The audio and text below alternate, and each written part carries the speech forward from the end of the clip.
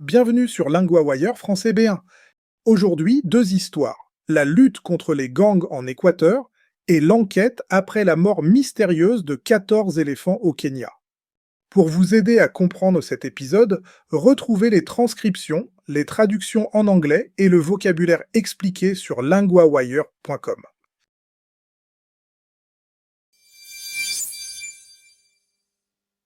En Équateur, la police lutte durement contre les gangs. Elle doit aussi combattre la corruption dans le système.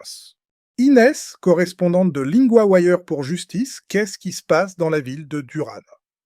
Louis, la ville est décrite comme un endroit très contrôlé par les gangs. La police dit qu'elle doit affronter des criminels, mais aussi des personnes corrompues dans ses propres rangs.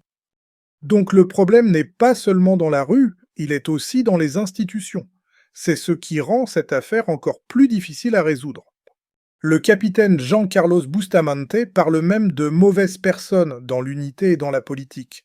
C'est une accusation très lourde. Oui, et il dit qu'il ne peut faire confiance qu'aux policiers qu'il a choisis lui-même. Il dirige une petite équipe qu'il connaît bien, justement parce qu'il pense qu'il y a des fuites et des complicités. Et sur le terrain, comment cela se voit concrètement? La scène est très tendue. Au coucher du soleil, son équipe entre dans un quartier pauvre. Les fenêtres sont fermées par des grilles, les habitants parlent nez très peu, par peur. On sent tout de suite ce silence forcé. Qui contrôle ce quartier? Selon la police, c'est un groupe appelé Los Aguilas. Les habitants n'osent pas dénoncer les gangs, parce que le capitaine dit que les gens qui parlent peuvent être tués. C'est brutal et ça montre bien le climat de peur. La police a-t-elle trouvé quelque chose pendant cette opération? Oui, l'équipe va dans une maison abandonnée où elle pense que des armes ont été cachées. Les policiers trouvent 2 pistolets et des munitions pour un fusil d'assaut. Donc ce n'est pas seulement une opération de présence, il y a aussi des preuves matérielles. Exactement. Et un détail important, c'est qu'un des pistolets était rouillé, mais l'autre était prêt à être utilisé. Cela montre que ces caches d'armes peuvent encore servir très vite. Cette histoire dit aussi quelque chose de plus large sur le pays, non? Oui, cela montre que la lutte contre la drogue devient aussi une lutte pour garder la confiance dans la police, la justice et l'État. Et quand la peur empêche les gens de parler, la police travaille presque à l'aveugle.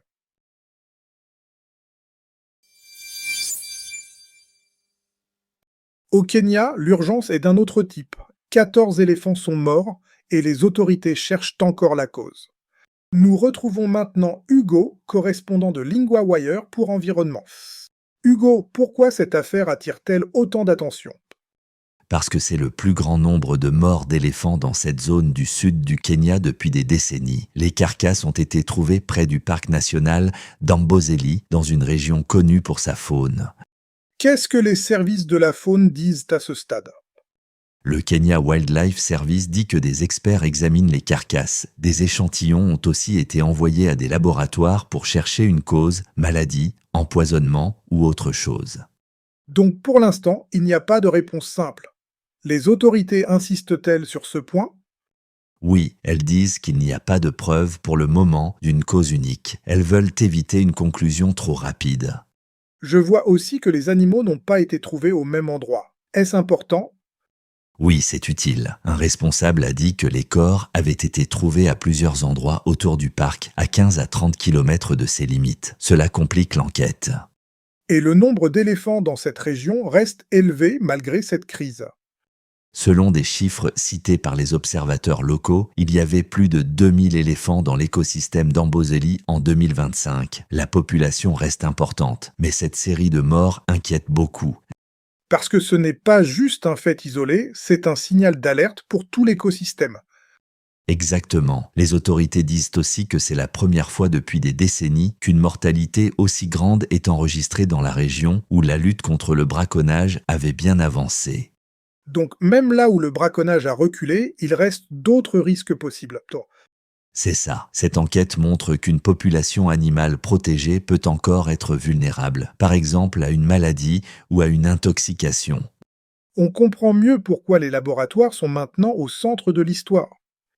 Oui, car sans résultat précis, il est très difficile de savoir s'il faut agir contre l'eau, une plante toxique ou un autre danger.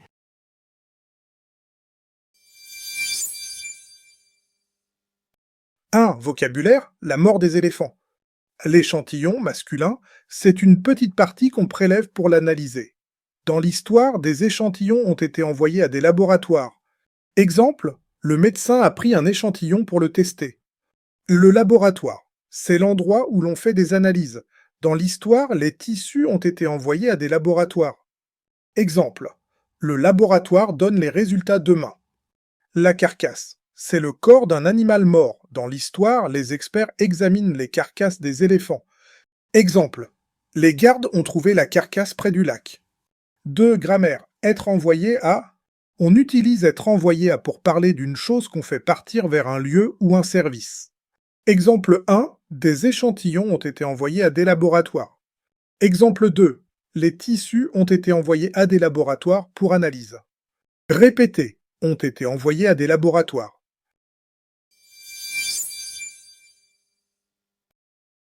LinguaWire isn't only a podcast. Every day, the lead story becomes a personal language lesson in your classroom. Each lesson covers reading, vocabulary, grammar, writing, and listening, all built from today's real news story. Start today on linguawire.com.